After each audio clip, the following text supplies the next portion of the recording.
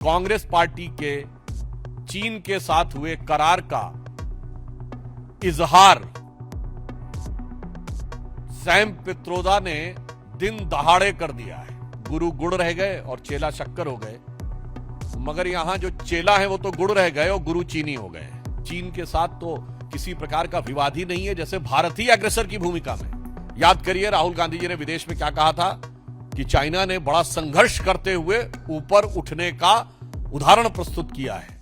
मित्रों, आप सभी जानते हैं कि प्रधानमंत्री श्री नरेंद्र मोदी जी के नेतृत्व में भारत ज्यों-ज्यों आर्थिक, सामरिक और कूटनीतिक दृष्टि से विश्व के पटल पर एक शक्तिशाली और प्रभावशाली देश के रूप में उभरता जा रहा है और देश के अंदर सामाजिक और आर्थिक सशक्तिकरण का नया दौर चल रहा है, त्यों-त्यों अनेक प्रतिगामी शक्तियां भारत की इस अभूतपूर्व विकास को और प्रगति को रोकने के लिए अनेक प्रकार के षड्यंत्र करती दिखाई पड़ रही है।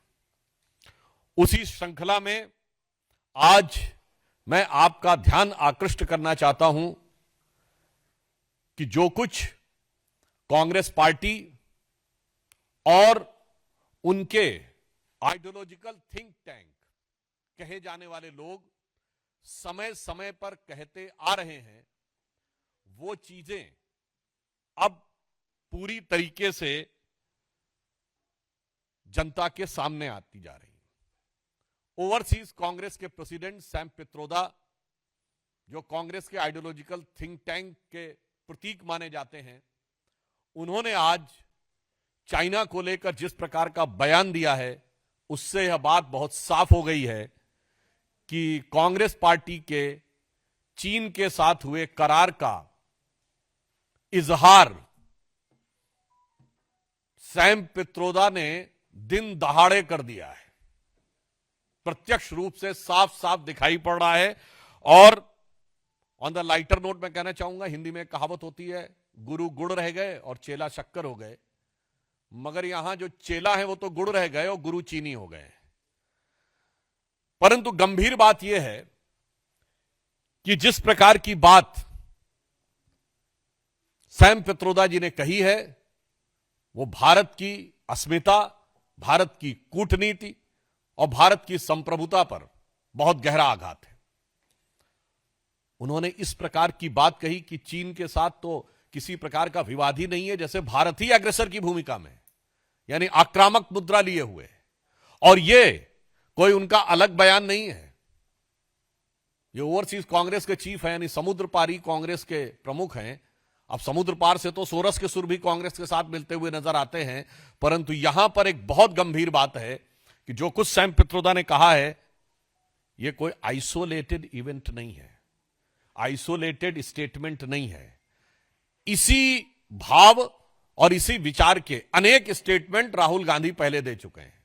याद करिए राहुल गांधी जी ने विदेश में क्या कहा था कि चाइना ने बड़ा संघर्ष करते हुए ऊपर उठने का उदाहरण प्रस्तुत किया है उन चुनौतियों के बीच से। आपको याद हो अभी कुछ दिन पहले के अपने विदेशी दौरे में क्या कहा कि चाइना ने अनएम्प्लॉयमेंट को बहुत अच्छे तरीके से टैकल किया है, जबकि फैक्ट ऑफ द मैटर है इस समय चाइना में एम्प्लॉयमेंट रेट 24% है।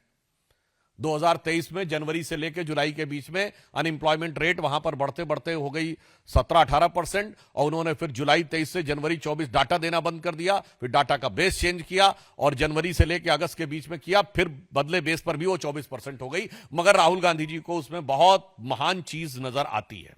फिर याद करिए यही लोग कहते थे कि चाइना में प्रेस फ्रीडम इंडेक्स में हमसे ऊपर है, जबकि चाइना के डिफेंस मिनिस्टर ली शॉन्गफू गायब हो गए, चाइना के फॉरेन मिनिस्टर क्विंग गैंग गायब हो गए, वहां की सबसे बड़ी कंपनी अलीबाबा के चीफ जैक मा गायब हो गए, परंतु इनको उसमें भी नजर आता था। अब आप आइए, इसके बाद उन्होंने कहा कि इकोनॉमिक ग्रोथ बहुत शानदार की गई है। ये सारे स्टेटमेंट्स हैं, और इकोनॉमिक ग्रोथ की फैक्ट ऑफ द पोजीशन यह है कि 2024 में दुनिया की सबसे बड़ी रियल एस्टेट कंपनी, जो एक चाइनीज कंपनी थी एवरग्रांड, उसकी लिक्विडिटी हो गई। हांगकांग कोर्ट ने कह दिया लिक्विडेट कर दिया जाए। चीन के ह्यूनान प्रोविंस में कई बैंक्स बैंकरप्ट हो गए, कितनी रियल एस्टेट कंपनीज बैंकरप्ट हो गई, that is one other thing. उस प्रक्रिया में जब हम यह देखते हैं कि यह बयान सैम पित्रोदा का आया है, पहली बात तो हम बहुत साफ करना चाहते हैं, भारत सरकार प्रधानमंत्री श्री नरेंद्र मोदी जी के नेतृत्व में विश्व के हर देश के साथ अच्छे और सौहार्दपूर्ण संबंध चाहती है, परंतु वह राष्ट्रीय स्वाभिमान, सुरक्षा और सुदृढ़ता को बनाए रखते हुए। अब इसके बाद उनका यह बयान कहना, तो मैं पूछना चाहता हूं, यह गलवान के शहीदों का अपमान है कि नहीं?